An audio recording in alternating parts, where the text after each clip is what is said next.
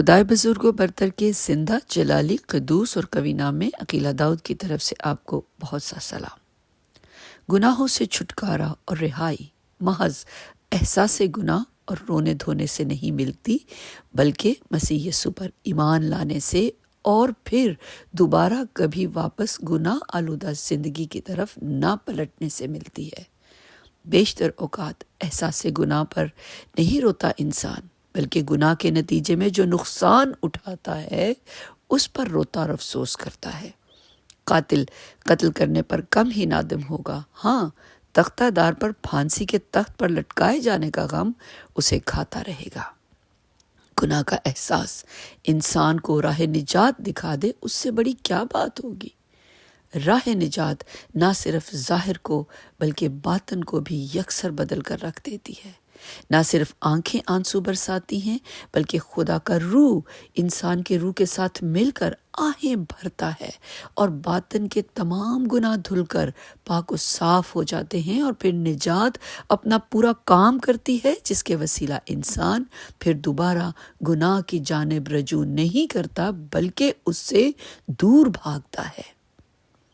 قضات 2 باب میں ہم پڑھتے ہیں کس طرح خداوند کا فرشتہ بنی اسرائیل کو ان کی نافرمانیوں پر تنبیہ کرتا ہے اور فرماتا ہے 3 آیت میں، اسی لیے میں تمہارے آگے سے کنانیوں کو دفع نہ کروں گا، بلکہ وہ تمہارے پہلوؤں کے کانٹے اور ان کے دیوتا تمہارے لیے پھندے ہوں گے۔ 4 آیت میں ہم دیکھتے ہیں لکھا ہے، فرشتے یہ سنتے ہی تمام لوگ چلا چلا کر رونے لگے، اور خداوند کے لیے انہوں نے قربانی چڑھائی تاکہ ان کا گناہ معاف کیا جائے، چھٹکارا حاصل کر سکیں اس گناہ سے۔ میرے عزیز سامی، بنی اسرائیل اس لیے نہیں روئے کہ ان سے گناہ سرزد ہوا، ان کا باطن اس بات کو قبول نہ کر سکا۔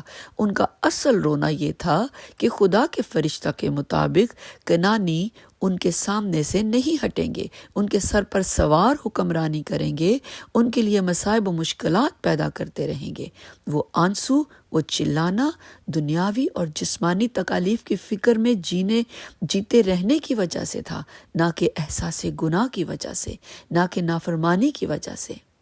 کلام مقدس میں لکھا ہے، قربانی دینا جو ہے وہ اس سے بہتر ہے کہ فرمانبرداری کی جائے، جبکہ ان کی نظر میں قربانی دینا نافرمانی کا ازالہ تھا جو انہوں نے فوراً ادا کی۔ یاد رکھیے 1 سیموئیل اس کے 15ویں باب کی 22ویں اور 23ویں آیات میں لکھا ہے، فرمانبرداری قربانی چڑھانے سے بہتر ہے۔ انسان کا دعا کرنا، روزے رکھنا، بدن کو تکلیف دینا، راتوں کو اٹھ اٹھ کر سجدے کرنا، خیرات کرنا، یہ سب بیکار ہے، رائے کہاں ہے؟ اگر فرمانبرداری کی روح نہیں، اگر احساس گناہ نہیں، اگر راہ نجات سے واقفیت نہیں، تو یہ سب فرائض محض فرائض گردانے جائیں گے۔ یہ گناہ کے ازالے کا باعث ہرگز نہیں ہے۔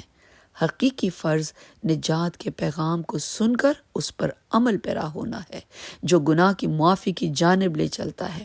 یوئیل نبی کا صحیفہ اس کے 2 باب کی 13ویں آیت میں لکھا ہے، اپنے کپڑوں کو نہیں اپنے دلوں کو چاک کر کے خداوند اپنے خدا کی طرف متوجہ ہو۔ جسمانی ریاضت سے کہیں بڑھ کر دل کو قائل اور مائل کرنا، تاکہ پھر گناہ کی طرف نہ پلٹیں، اس سے دور بھاگیں۔ جو نقصان گناہ کی بدولت اٹھانا پڑا، اس پر افسوس کی بجائے یہ افسوس کرنا کہ گناہ سرزد کیوں ہوا، یہ احساس رکھنا ضروری ہے، اور یہی احساس راہ نجات کو کھولے گا، اور راہ نجات صرف اور صرف یسوع المسیح کے ہماری خاطر قربان ہو جانے سے ہی حاصل ہوئی۔ گناہ دھل گئے، یہ راہ آنسوؤں کو پہنچ دیتی ہے، یہ راہ ایک نیا انسان بنا دیتی ہے، یہ راہ خدا کے پاک روح کے وسیلہ واپس پلٹنے نہیں دیتی، اور گناہ کسی طور ہماری زندگی میں اپنے ڈیرے نہیں ڈال سکتا اور ڈالے نہیں رکھتا۔ آمین۔ خداوند آپ کو، آپ کے گھرانے کو کثرت سے اپنی برکات سے مالا مال کرے، اور میری دعا ہے کہ ہمیشہ فرمانبرداری کی روح ہم میں سے ایک ایک کے اندر کام کرتی رہے، کیونکہ فرمانبرداری قربانی چڑھانے سے